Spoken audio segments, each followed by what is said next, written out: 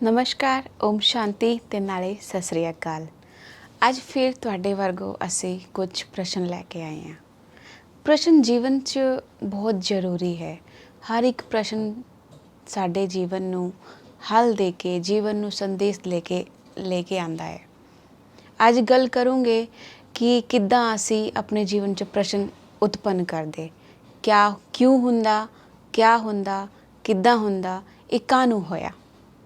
ये हर एक व्यक्ति अपने आप च पुछदा, लेकिन इन्हां दा उत्तर देने वास्ते कोई ना कोई इंसान व्यक्ति या साडा कोई बजुर्ग या साडे कोई अनुभवी व्यक्ति साडे कोल जरूर हुंदे। पर जरूरी हुंदा कि असी उन्हां ते ये प्रश्न किद्दां पुछीए।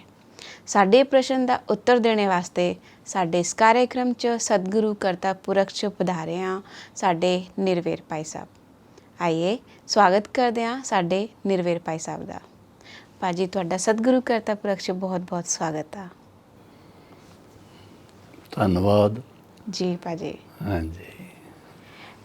भाजी अज प्रश्न ये है कि हर एक व्यक्ति हर एक घटना वास्ते हर एक कार्य वास्ते हर एक विशेष व्यक्ति वास्ते कोई अपना विशेष व्यक्ति हुंदा उहदे वास्ते चिंता करदा।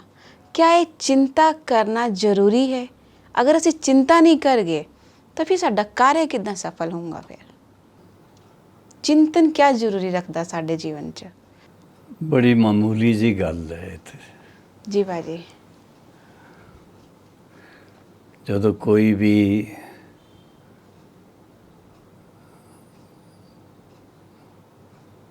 काम करना ही ते कुछ काम हैगे है जिहड़े असी नित कर्म जिहड़ां नूं कहने आ सवेरे तो शाम ताईं। जी।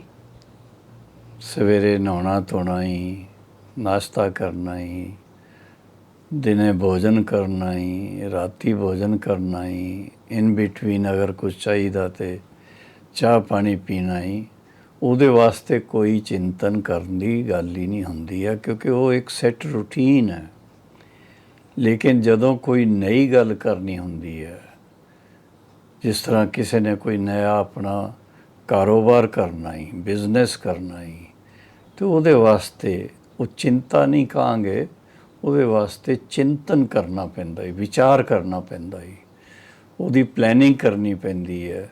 और प्लैनिंग अगर ठीक ढंग नाल हो जाती है, ਉਹਦੇ वास्ते हो सकता अकेले खुद ना कर सके तो फिर जो एक्सपर्ट होंदे है उन्हां दे नाल गलबात करके उन्हां दी गाइडेंस लै करके और फिर उस चीज़ नूं जदों अच्छी तरह व्यवस्थित ढंग नाल तुसी करनगे हो तो तुहानूं चिंता नहीं होएगी, बल्कि बड़े आराम नाल सारा काम कर सकणगे और ਉਹਦਾ ਤੁਹਾਨੂੰ बहुत बहुत लाभ मिल सकता है।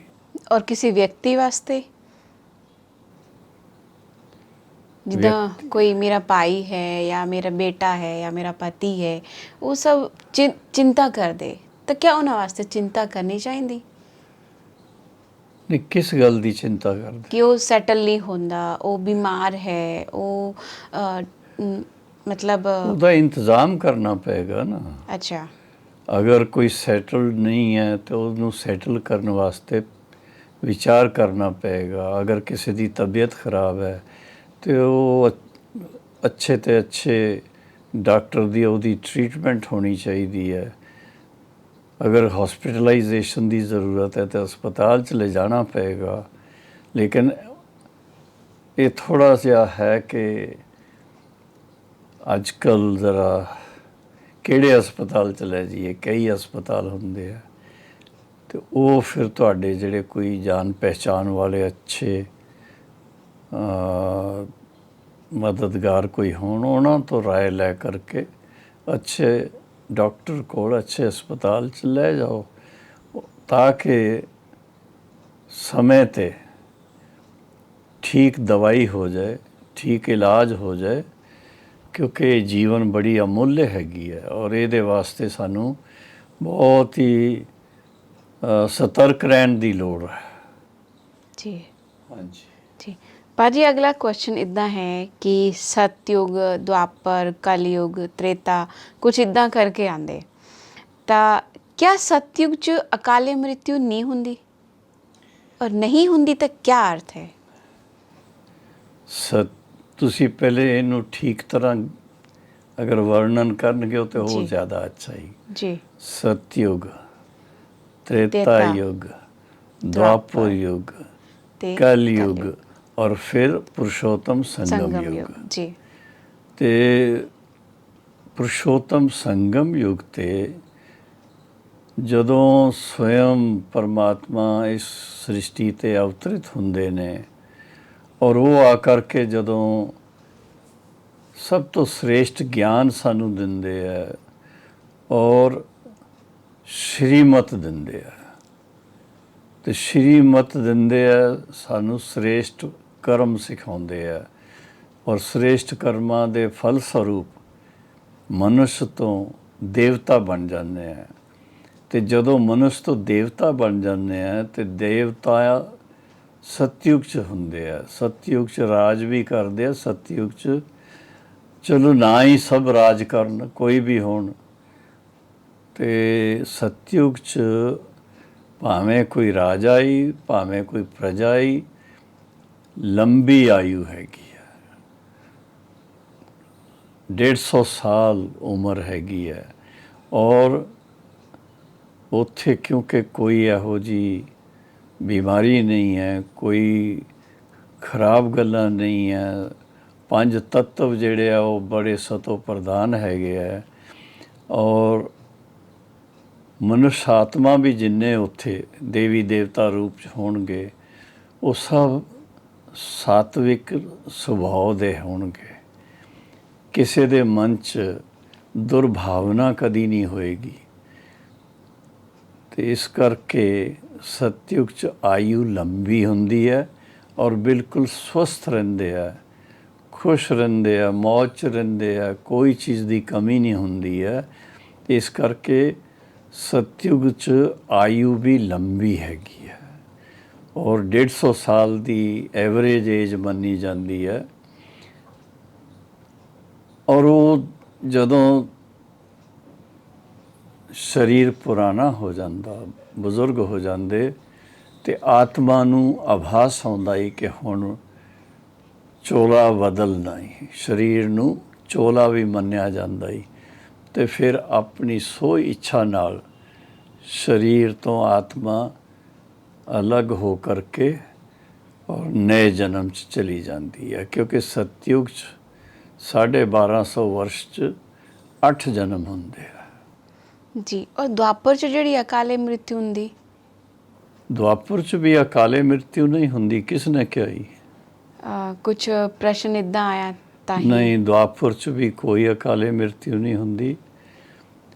ਇਹ ਤੁਹਾਨੂੰ ਬੜੀ ਖੁਸ਼ੀ ਹੋਏਗੀ ਸੁਣ ਕਰਕੇ ਕਿ ਜਦੋਂ ਪਰਮਾਤਮਾ ਇਸ ਸ੍ਰਿਸ਼ਟੀ 'ਤੇ ਅਵਤਰਿਤ ਹੁੰਦੇ ਆ, ਅਸੀਂ ਕਹਿੰਦੇ ਸ਼ਿਵ ਬਾਬਾ ਆ ਕਰਕੇ ਬ੍ਰਹਮਾ ਮੁਖ ਦੁਆਰਾ ਜਦੋਂ ਗਿਆਨ ਦਿੰਦੇ ਆ, ਤੇ ਉਹਦੇ ਫਲ ਸਰੂਪ ਬਾਬਾ ਨੇ ਹੀ ਕਿਹਾ ਹੀ ਕਿ ਸਤਯੁਗ, ਤ੍ਰੇਤਾ, ਇਹਦੇ 'ਚ ਤੇ ਬਿਲਕੁਲ ਕੋਈ ਵੀ ਨੈਗੇਟਿਵ ਗੱਲਾਂ ਹੈ ਹੀ ਨਹੀਂ, 5 ਵਿਕਾਰ ਹੀ ਨਹੀਂ ਹੈਗੇ ਆ। ਦੁਆਪੁਰ ਜਿਹੜਾ ਹੈ ਉਹਦੇ 'ਚ ਸ਼ੁਰੂਆਤ ਹੁੰਦੀ ਹੈ ਥੋੜ੍ਹੀ ਥੋੜ੍ਹੀ ਨੈਗੇਟਿਵਿਟੀ ਦੀ। ਤੇ ਇਸ ਕਰਕੇ ਦੁਆਪੁਰ 'ਚ ਵੀ ਕੋਈ ਬਿਮਾਰੀਆਂ ਨਹੀਂ ਹੈ, ਕੋਈ ਦੁੱਖ ਨਹੀਂ ਹੈ, ਕੋਈ ਅਸ਼ਾਂਤੀ ਨਹੀਂ ਹੈ। ਲੇਕਿਨ ਜਿਹੜਾ ਉਹ ਇੱਕਦਮ ਸਤੋ ਪ੍ਰਧਾਨ ਜਾਂ ਸਤੋ ਆਪਣੀ ਸਥਿਤੀ ਹੁੰਦੀ ਹੈ, ਉਹ ਰਜੋ 'ਚ ਆ ਜਾਂਦੀ ਹੈ। ਤੇ ਇਸ ਕਰਕੇ ਆਯੂ ਥੋੜ੍ਹੀ ਘਟ ਜਾਂਦੀ ਹੈ। ਉੱਥੇ ਲਗਭਗ 100 ਵਰਸ਼ ਆਯੂ ਹੋ ਜਾਂਦੀ ਹੈ। ਹਾਂਜੀ ਜੀ। ਅਗਰ ਕਿਸੇ ਦੁਰਘਟਨਾ 'ਚ ਸਾਡਾ ਸਰੀਰ ਛੁੱਟ ਜਾਂਦਾ, ਤਾਂ ਮਤਲਬ ਕੋਈ ਆਤਮਾ ਸਰੀਰ ਛੱਡ ਦਿੰਦੀ, ਤਾਂ ਕਿਆ ਉਹ ਆਤਮਾ ਭਟਕਦੀ?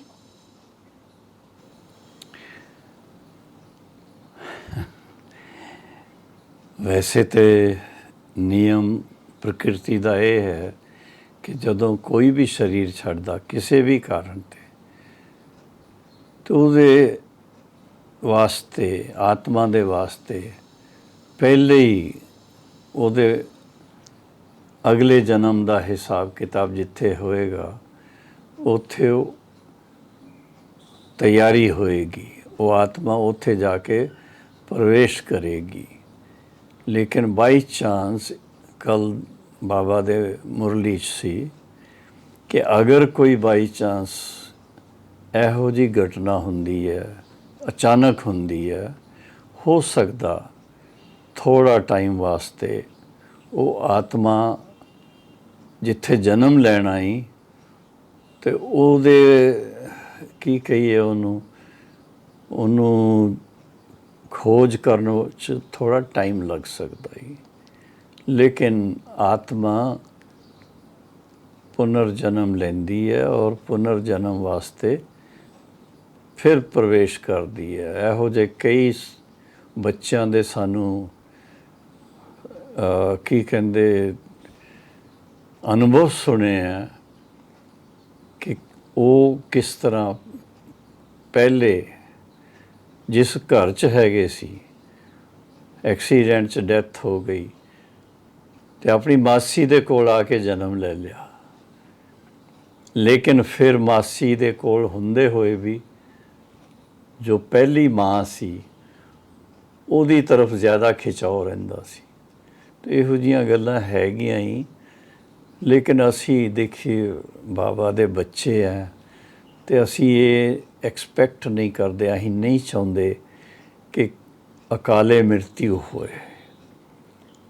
ਸੁਭਾਵਿਕ ਨੈਚੁਰਲ ਅਗਰ ਸਾਰਾ ਸਿਸਟਮ ਚੱਲਦਾ ਹੀ, ਅਸੀਂ ਅੱਛੀ ਤਰ੍ਹਾਂ ਆਪਣੀ ਜੀਵਨ ਜਿਹੜੀ ਆ ਉਹਨੂੰ ਵਿਵਸਥਿਤ ਢੰਗ ਨਾਲ ਚਲਾਉਂਦੇ ਹਾਂ ਅਤੇ ਆਪਣੇ ਸਮੇਂ 'ਤੇ ਆਰਾਮ ਨਾਲ ਬਾਬਾ ਦੀ ਯਾਦ 'ਚ ਸਰੀਰ ਛੱਡਾਂਗੇ ਅਤੇ ਫਿਰ ਅਗਲੇ ਜਨਮ 'ਚ ਵੀ ਬੜੇ ਅੱਛੀ ਤਰ੍ਹਾਂ ਅੱਛੇ ਘਰ 'ਚ ਜਨਮ ਲਵਾਂਗੇ ਔਰ ਅੱਛੇ ਕਰਮ ਵੀ ਕਰਾਂਗੇ। ਜਿਹੜੇ ਸਾਡੇ ਮਾਂ ਬਾਪ ਹੋਣਗੇ ਉਹ ਵੀ ਗਿਆਨ 'ਚ ਆ ਜਾਣਗੇ। ਫਿਰ ਜਿਸ ਤਰ੍ਹਾਂ ਅਸੀਂ ਤਿੰਨ ਦਿਨ ਪਹਿਲੇ ਆਪਣੀ ਮੋਹਿਨੀ ਬਹਿਨ ਦੇ ਬਾਰੇ 'ਚ ਸੰਦੇਸ਼ੀ ਦੇ ਦੁਆਰਾ ਜੋ ਸੰਦੇਸ਼ ਸੁਣਿਆ ਸੀ ਅਤੇ ਉਹਦੇ 'ਚ ਖਾਸ ਉਹ 4 ਸਾਲ ਹੋ ਗਏ ਸੀ ਉਹਨਾਂ ਨੂੰ ਸਰੀਰ ਛੱਡੇ ਹੋਏ, ਅਤੇ ਉਹਨਾਂ ਦੇ ਬਾਰੇ 'ਚ ਦੱਸਿਆ ਸੀ ਕਿ ਜਿਸ ਘਰ 'ਚ ਉਹ ਆਤਮਾ ਨੇ ਜਨਮ ਲਿਆ, ਬਹੁਤ ਅੱਛੀ ਧਾਰਮਿਕ ਪ੍ਰਵਿਰਤੀ ਦੀ ਫੈਮਿਲੀ ਔਰ ਮਾਂ ਬਾਪ ਵੀ ਬਹੁਤ ਹੀ ਅੱਛੇ, ਹਰ ਤਰ੍ਹਾਂ ਸੰਪੰਨ, ਔਰ ਫਿਰ ਉਹ ਬੱਚੀ ਨੂੰ ਵੀ ਬੜੇ ਪਿਆਰ ਨਾਲ ਪਾਲ ਰਹੇ ਨੇ। ਔਰ ਬੱਚੀ ਨੇ ਜਦੋਂ ਤੋਂ ਜਨਮ ਲਿਆ ਉਹਨਾਂ ਦੇ ਕੋਲ, ਅਤੇ ਉਹ ਵੀ ਗਿਆਨ 'ਚ ਆ ਕਰਕੇ ਗਿਆਨ ਦੀਆਂ ਗੱਲਾਂ ਸੁਣਦੇ ਆ, ਆਪਣੇ ਜੀਵਨ 'ਚ ਪਵਿੱਤਰਤਾ ਦੀ ਧਾਰਨਾ ਕਰਕੇ, ਔਰ ਬੜਾ ਹੀ ਅੱਛਾ ਵਾਯੂਮੰਡਲ ਬਣਾਇਆ ਹੈ ਘਰ ਦਾ। ਅਤੇ ਇਹ ਗੱਲਾਂ ਜਿਹੜੀਆਂ ਹੀ ਥੋੜ੍ਹੀਆਂ ਸਵੀਕਾਰ ਕਰਨੀਆਂ ਪੈਂਦੀਆਂ ਹੀ। ਅੱਛਾ ਰਹੇਗਾ ਕਿ ਅਸੀਂ ਥੋੜ੍ਹਾ ਆਪਣੇ ਉੱਪਰ ਧਿਆਨ ਰੱਖੀਏ, ਬਸ ਆਪਣੀ ਘੋਟ ਤੇ ਨਸ਼ਾ ਚੜ੍ਹੇ।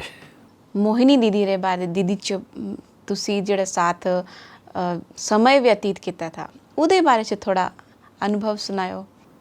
ਦੇਖੋ ਦੀਦੀ ਮੋਹਿਨੀ ਬਾਬਾ ਦੇ ਯੱਗ 'ਚ 12 ਸਾਲ ਦੀ ਉਮਰ 'ਚ ਆ ਗਈ ਸੀ, ਔਰ 12 ਸਾਲ ਦੀ ਉਮਰ 'ਚ ਆ ਕਰਕੇ ਮਧੂਬਨ ਪਹੁੰਚੀ, ਔਰ ਮਧੂਬਨ 'ਚ ਬਾਬਾ ਔਰ ਮੰਮਾ ਉਹਨਾਂ ਦੀ ਬੜੀ ਲਾਡਲੀ ਸੀ। ਬਾਬਾ ਨੇ ਉਸ ਨੂੰ ਨਾਂ ਹੀ ਦਿੱਤਾ ਸੀ, ਇਹ ਦੇਵ ਕੰਨਿਆ ਹੀ, ਅਤੇ ਦੇਵ ਕੰਨਿਆ। ਔਰ ਮਾਤੇਸ਼ਵਰੀ ਸਰਸਵਤੀ ਦੀ ਪਾਲਣਾ ਬਹੁਤ ਮਿਲੀ ਉਹਨਾਂ ਨੂੰ, ਬਾਬਾ ਦੀ ਵੀ ਪਾਲਣਾ ਮਿਲੀ, ਦੀਦੀ ਮਨਮੋਹਿਨੀ ਦੀ ਵੀ ਪਾਲਣਾ ਮਿਲੀ, ਔਰ ਉਹ ਬਹੁਤ ਅੱਛੀ ਆਧਿਆਤਮਿਕ ਗਿਆਨ ਔਰ ਯੋਗ ਦੀ ਟੀਚਰ ਬਣ ਕਰਕੇ ਸੇਵਾ 'ਚ ਲੱਗੀ ਸੀ। ਔਰ ਨਇਆ ਨਾਂਗਲ ਡੈਮ ਹੈ ਜਿੱਥੇ, ਉੱਥੇ ਸੇਵਾ 'ਚ ਨਇਆ ਸੈਂਟਰ ਬ੍ਰਿਜਮੋਹਨ ਭਾਈ ਨਿਮਿਤ ਬਣੇ ਸੀ, ਤੇ ਉਹਨਾਂ ਨੇ ਸੈਂਟਰ ਖੋਲ੍ਹਿਆ ਸੀ ਤੇ ਮੋਹਿਨੀ ਬਹਿਨ ਨਇਆ ਨਾਂਗਲ ਸੈਂਟਰ ਤੇ ਜਾ ਕਰਕੇ ਸੇਵਾ 'ਚ ਉਪਸਥਿਤ ਹੋਈ ਸੀ ਔਰ ਉੱਥੇ ਰਹਿ ਕਰਕੇ ਉਹਨਾਂ ਨੇ ਸਿਰਫ ਨਇਆ ਨਾਂਗਲ ਤੇ ਨਹੀਂ ਲੇਕਿਨ ਆਸ-ਪਾਸ ਹੋਰ ਵੀ ਪੰਜਾਬ ਦੇ ਕਈ ਸਥਾਨਾਂ 'ਚ ਜਾ ਕੇ ਸੇਵਾ ਕੀਤੀ ਸੀ ਔਰ ਉੱਥੇ ਰਹਿੰਦੇ ਰਹਿੰਦੇ ਕਾਫੀ ਟਾਈਮ ਹੋ ਗਿਆ ਸੀ।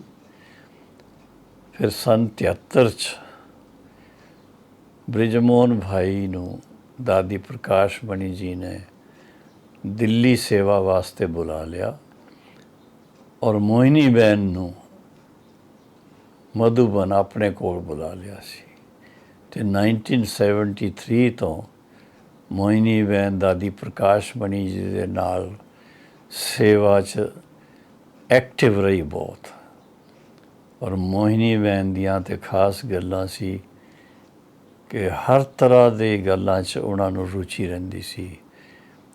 ਮੈਡੀਟੇਸ਼ਨ ਬਹੁਤ ਅੱਛੀ ਕਰਾਉਂਦੇ ਸੀ। ਉਹਨਾਂ ਨੂੰ ਦਿਵਯ ਦ੍ਰਿਸ਼ਟੀ ਦਾ ਵੀ ਵਰਦਾਨ ਪ੍ਰਾਪਤ ਸੀ। ਇਸ ਕਰਕੇ ਜਦੋਂ ਉਹ ਭੋਗ ਸਵੀਕਾਰ ਕਰਾਉਂਦੇ ਸੀ ਬਾਬਾ ਨੂੰ, ਖਾਸ ਕਰ ਮੈਂ ਤਾਂ ਇਹ ਦੇਖਿਆ ਸੀ ਜਨਮਾਸ਼ਟਮੀ ਦੇ ਦਿਨਾਂ 'ਚ ਖਾਸ ਉਹ ਭੋਗ ਲਗਾਉਂਦੇ ਸੀ ਔਰ ਉਹਨਾਂ ਦੇ ਜ਼ਰੀਏ ਸ੍ਰੀ